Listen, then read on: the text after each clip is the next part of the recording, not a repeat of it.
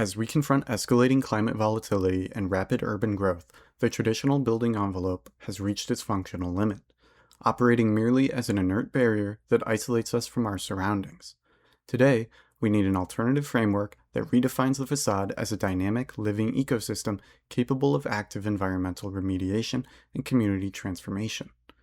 Rather than designing structures that simply minimize their consumption or mask their carbon footprint, we analyze regenerative facades that actively generate energy, self-regulate localized climates, purify urban air currents, and foster public environmental awareness. By tracking specific quantifiable performance metrics across these diverse strategies, we demonstrate that a building's outer skin can be transformed into a highly efficient, measurable resource. Regenerative facades can show extreme benefits within microclimate regulation, especially using moss-covered facades. Rather than attaching complex multi-layered planter systems with intensive irrigation lines, modern regenerative facades utilize bioreactive concrete. This material modifies structural cement by adjusting its porosity and surface texture while lowering its structural alkalinity to naturally invite the spontaneous colonization of bryophytes, or mosses. The microclimate response is highly dynamic. The moss forms a dense, water-retaining canopy directly on the exterior structural shell, and when solar radiation spikes, it evaporates its stored moisture to create a localized evaporative cooling field. We track the success of this nature-integrated system through several primary metrics. First, in terms of surface temperature reduction, field studies confirmed that concrete surfaces covered by a mature moss canopy remain 2 to 5 degrees Celsius cooler than adjacent bare concrete, directly mitigating the urban heat island effect. Second, the facade provides exceptional acoustic insulation. Due to the damp, cellular, and highly porous geometry of the moss cushions, it achieves a sound absorption coefficient of approximately 0.55, heavily dampening street-level urban noise frequencies.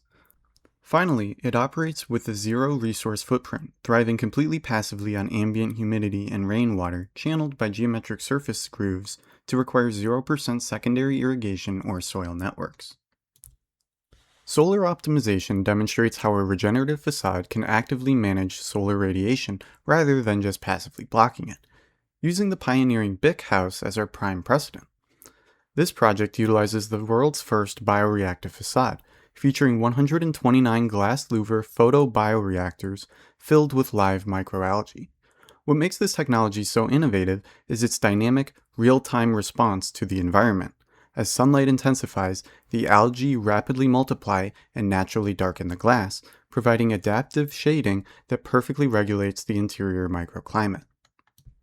We measure the success of this solar optimization through 3 metrics. First, in terms of solar conversion.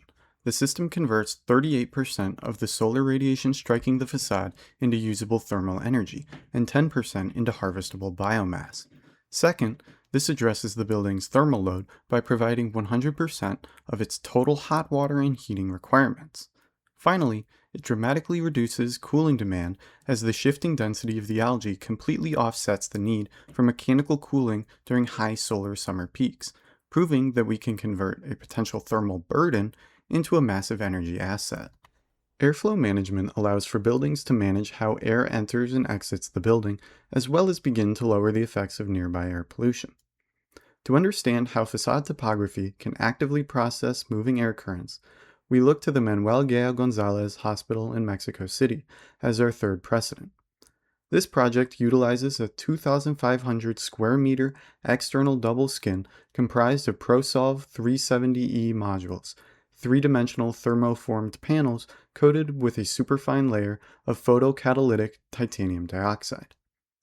What makes this technology a breakthrough in airflow management is its biomimetic quasi-crystal shape, which is modeled after natural fractals like sponges and corals.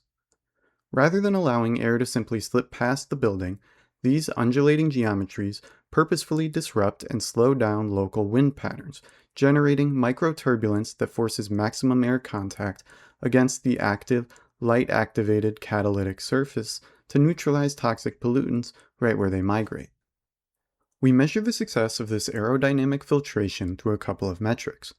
First, in terms of smog mitigation, Field data shows the facade removes enough ambient nitrogen oxides and volatile organic compounds to offset the pollution of up to 8,750 cars every single day. Second, looking at indoor air protection, the dynamic turbulence generated by the screen filters and cleanses ambient airflow before it even enters the hospital's HVAC intakes, drastically reducing the structural load on building filtration systems. Finally, the geometric form delivers a passive environmental footprint, acting simultaneously as a solar gain blocker and a natural light diffuser that significantly slashes the building's overall energy bill for climate control. Our final core strategy centers on ecological literacy, shifting the purpose of a regenerative facade from a purely functional envelope to an active catalyst for community education and behavioral change.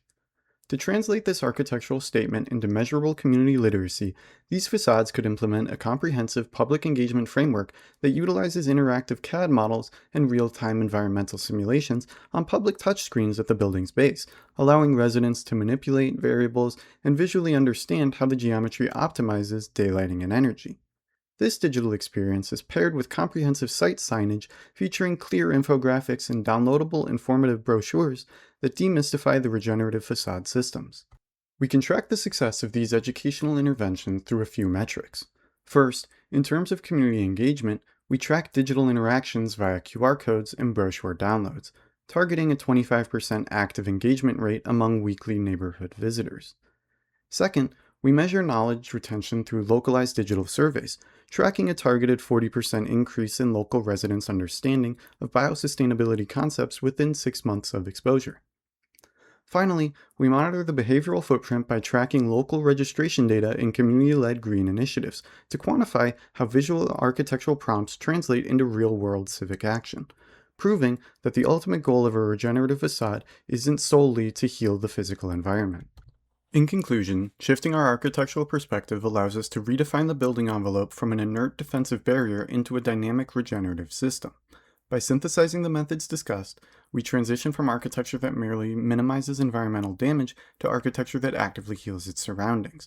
Measuring our success through quantifiable metrics proves that a building's ecological impact can be precisely calculated and optimized.